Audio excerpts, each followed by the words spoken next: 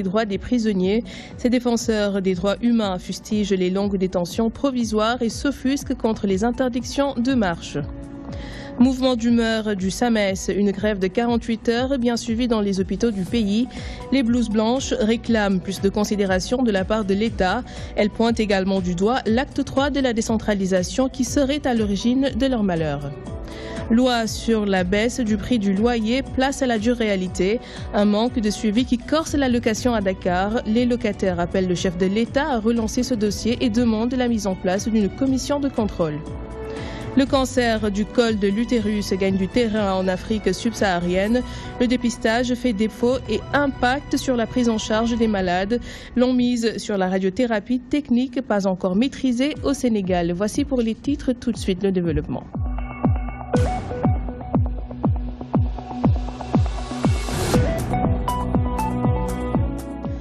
La société civile du Sénégal déplore ce qu'elle qualifie de gel des libertés publiques au Sénégal. Elle déplore l'interdiction des marches. Amnesty International, dans une déclaration publique, demande au président de la République de respecter les droits humains. La plateforme rappelle également le devoir de solidarité de l'État envers les détenus. Abigail, reportage. L'État gèle les libertés publiques, une déclaration de la société civile sénégalaise. Elle dénonce les longues détentions provisoires. Nous avons un État non seulement déloyal mais inélégant. Je pense que la société civile ne mérite pas le traitement que l'État aujourd'hui nous inflige. Aujourd'hui, il y a un gel des libertés publiques au Sénégal. Et ça, nous n'avons pas, aujourd'hui, nous ne devons pas et nous n'avons pas la prérogative de cautionner cela. La société civile qualifie l'interdiction des marches de politique de la bouche cousue. Néanmoins, elle ne compte pas baisser les bras. Ce qui se passe, c'est encore des interdictions. Interdire, ça ne peut pas continuer comme ça. Il y a une fin à toute chose. Il faut que les Sénégalais sortent et se mobilisent parce qu'on s'est mobilisé en 2012 quand Abdoulaye Wade avait voulu refuser un certain nombre de manifestations. Macky Sall fait partie de ceux qui avaient violé ce refus-là, de ceux qui n'avaient pas respecté ce refus d'organiser une manifestation. Donc c'est une manière de lui rappeler que les Sénégalais n'ont pas peur. Mettez-nous l'armée devant nous, mettez-nous toute la police sénégalaise devant nous, on va sortir. Y'en a marre, article 19, Amnesty International et RADDHO ont sollicité dans une déclaration publique un certain nombre de mesures. Il s'agit entre autres de réagir aux mauvaises conditions de détention, à l'accélération du processus de réforme du code pénal et doter toutes les prisons de véhicules pour le transfert des détenus dans des conditions qui respectent leur dignité humaine. Dans le secteur de la santé, la grève du SAMES de 48 heures a été bien suivie. Dans la plupart des hôpitaux du pays, les secrétaires généraux fustigent le manque de considération de l'État et l'injustice qu'ils subissent dans la fonction publique. Ils pointent également du doigt l'acte 3 de la décentralisation comme étant un frein au développement du secteur. Adjara Cissé nous en dit un peu plus. Encore une fois, le secteur de la santé est secoué par une série de perturbations. Les médecins ont rangé toges et blouses au placard pour 2 jours. Mouvement d'humeur ressenti à l'hôpital Abass Ndao. Aucun service n'a véritablement fonctionné sauf les urgences. Un plan d'action qu'il compte renouveler toutes les 2 semaines. Pourquoi? Parce que nous avons déroulé un premier plan d'action qui a été suivi de réactions très timorées de la part du gouvernement. Et donc là, nous sommes en train de dérouler le deuxième plan d'action qui va consister en des grèves perlées, donc toutes les 2 semaines, des grèves de 48 heures. Si on avait le pouvoir, ces grèves ne verraient jamais le jour. Tout le monde irait travailler parce que ce sont les malades qui souffrent le plus de cette histoire. En faisant des va-et-vient tous les jours. Beaucoup de motifs sont à l'origine de cette grève, parmi lesquels on peut citer le retard des salaires et l'acte 3 de la décentralisation qui fait beaucoup souffrir le secteur de la santé, selon les acteurs. Nous demandons en outre un équipement des centres de santé, un équipement des structures de santé périphériques, ça c'est important. Nous voulons un arrêt des évacuations sanitaires de complaisance, qu'on équipe les hôpitaux du pays et que les gens se soignent sur place. Alors nous voulons également un arrêt du gaspillage des ressources de l'État. Il y a des institutions budgétivores qui, pour nous, ne servent pas à grand-chose, qui vont être mises en place, alors que pendant ce temps, le secteur de la santé souffre. Après la mutinerie de Rebeuss, ce qui a fait un mort et plusieurs blessés, les travailleurs de la justice et de la santé ont décidé de donner du grain à moudre au gouvernement. Les chauffeurs de la ligne 34 des bus Tata sont montés au créneau ce mercredi. Ils réclament de meilleures conditions de travail et dénoncent également le licenciement abusif de certains d'entre eux. Ces chauffeurs étaient en sit-in au terminus 34-6 à la Nord-Foire. À ce propos, écoutons les explications de leur porte-parole Fatou Sen au micro de notre reporter. Notre problème c'est quoi? On travaille 19 heures de temps. Moi je me lève à 4 heures du matin. Je suis une femme. On pourrait m'agresser. Un jour on m'a agressé. Que les heures de travail, on ne les respecte pas. Au niveau des contrats, on dit qu'une receveur doit travailler 2 heures de temps maximum. Mais nous les receveurs, on travaille 19 heures de temps. C'est pas correct.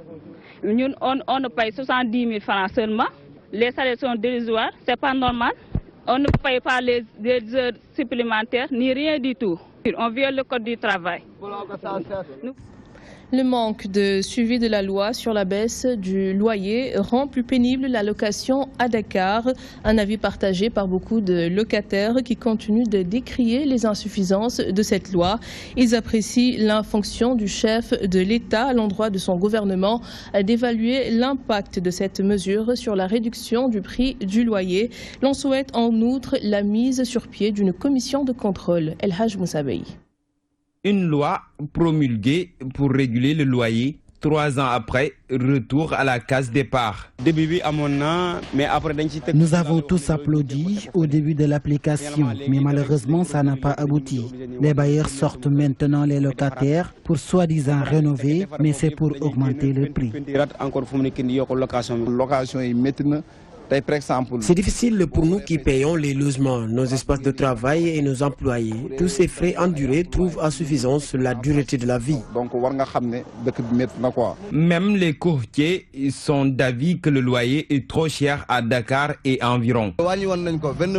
Les chambres qui se louaient à 25 000 francs se prennent à 17 500 francs. Aujourd'hui, elles se louent à 30 000 francs CFA.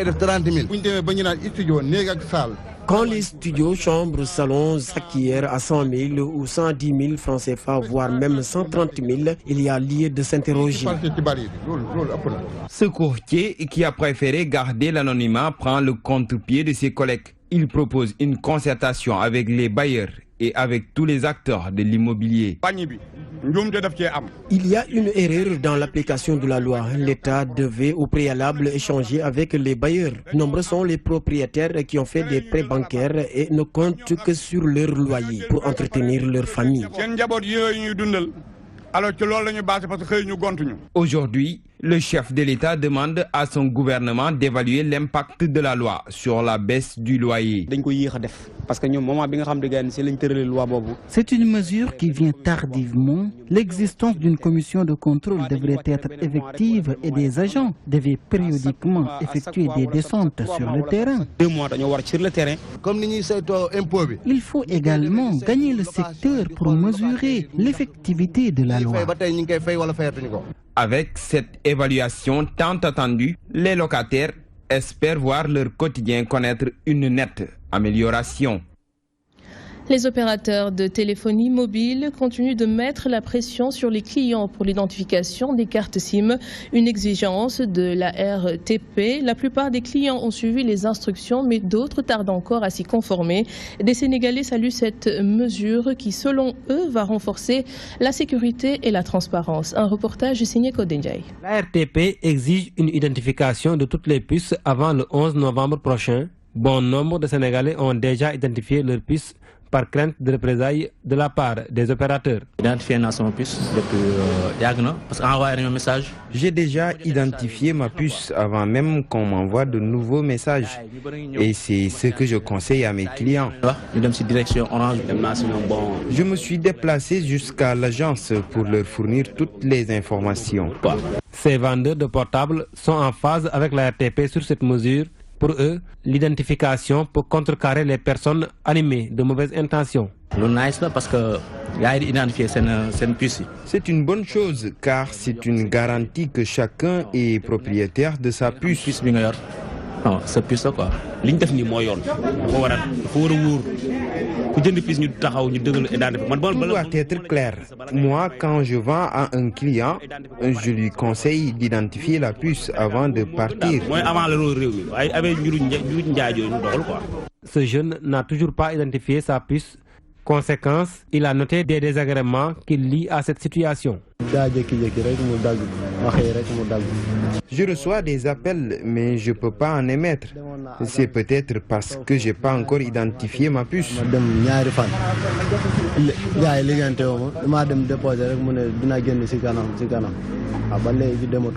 Depuis quelques mois, les opérateurs de téléphonie mobile mènent une campagne accrue pour l'identification des puces. Malgré tout, certains n'ont toujours pas exécuté cette mesure de la RTP. D'après l'Organisation mondiale de la santé en Afrique subsaharienne, 34,8 nouveaux cas de cancer du col de l'utérus pour 100 000 femmes sont détectés chaque année sur 100 malades. Pratiquement les 90 arrivent dans les structures de santé à des stades très avancés de la maladie. À cet effet, Octobre Rose est une campagne qui vise à sensibiliser et dépister les femmes sur les cancers. Pour cette année, le thème choisi est le rôle de la radiothérapie. Au Sénégal, la seule machine qui prend en charge les malades est vieille. De plus, il n'y a que 2 radiothérapeutes au service de ces malades. Plus de détails avec Ndeye Fatim Lo. Selon l'Organisation mondiale de la santé au Sénégal, il est enregistré chaque année environ 7000 nouveaux cas de cancer chez les adultes, près de 800 cas chez les enfants, des incidences qui vont augmenter avec l'émergence, explique ce radiothérapeute. On se rend compte de plus en plus qu'il y a une diminution des maladies infectieuses et une augmentation progressive et constante qui ne se dément pas dans tous les continents concernant les maladies chroniques non transmissibles, à savoir le cancer, l'hypertension, le diabète.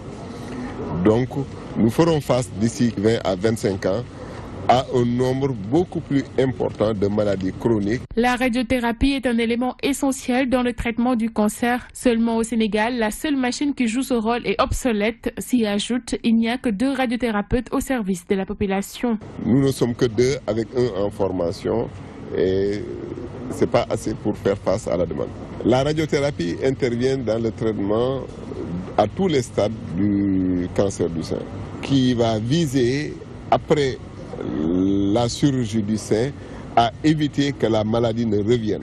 Le cancer du sein peut quitter le sein pour aller se localiser ailleurs. Pour cette année, les départements de Mbour et Fatick vont accueillir la 6e campagne d'Octobre Rose avec des séances de dépistage pour les femmes et des formations pour les sages-femmes. Nous avons un programme de consultation le 8 octobre au niveau du siège où nous avons prévu de prendre en charge, de consulter plus de 800 femmes. Et ensuite, nous irons à Fatick le 10, le 12 et on va former les sages-femmes aux techniques de dépistage du cancer du col de l'utérus. Le 13 et 14, nous irons à Mbour. Nous ferons la même chose. L'opération Octobre Rose est lancée à l'initiative de la LISCA. Durant tout le mois d'octobre, elles font des dépistages et sensibilisations contre le cancer à l'endroit des femmes pour qu'elles puissent prévenir et se faire diagnostiquer à temps. Autre actualité, le comité directeur du Parti démocratique sénégalais exige la restitution des biens de Karim Wade. Cela fait suite à la décision du tribunal de grande instance de Paris qui a débouté l'État du Sénégal dans l'affaire des 2 appartements de Karim Wade et Bibo Bourgi. Les libéraux ont par ailleurs demandé à Henri Grégoire Diop, Sidiki Kaba et Aminata Touré de rester à la disposition des juridictions internationales pour répondre de leurs actes. Abigail. Le Parti démocratique sénégalais exige la restitution des biens de Karim Wade, y compris sa maison familiale du Point E. Cela fait suite au rejet de la requête de l'État du Sénégal pour la confiscation des 2 appartements de Karim Wade à Paris. Le comité directeur du Parti démocratique sénégalais se réjouit et apprécie à sa juste valeur la décision de la justice française qui a débouté l'État du Sénégal de sa demande de confiscation des biens de Karim Wade et de Ibrahima Abou Khalil dit Bibo Bourgi, qui lui en réalité est poursuivi pour le seul délit de fidélité en amitié. Le Parti démocratique sénégalais exige la restitution de tous les biens spoliés et volés à Karim Wade et ses compagnons d'infortune. Le PDS exige notamment la restitution de la maison familiale du Point E appartenant à Maître Abdoulaye Wade, saisie par Macky Sall et immatriculée au nom de l'État. Les libéraux demandent en outre à Henri Grégoire Diop, Sidiki Kaba et Aminata Touré de se tenir à la disposition des juridictions internationales pour répondre de leurs actes.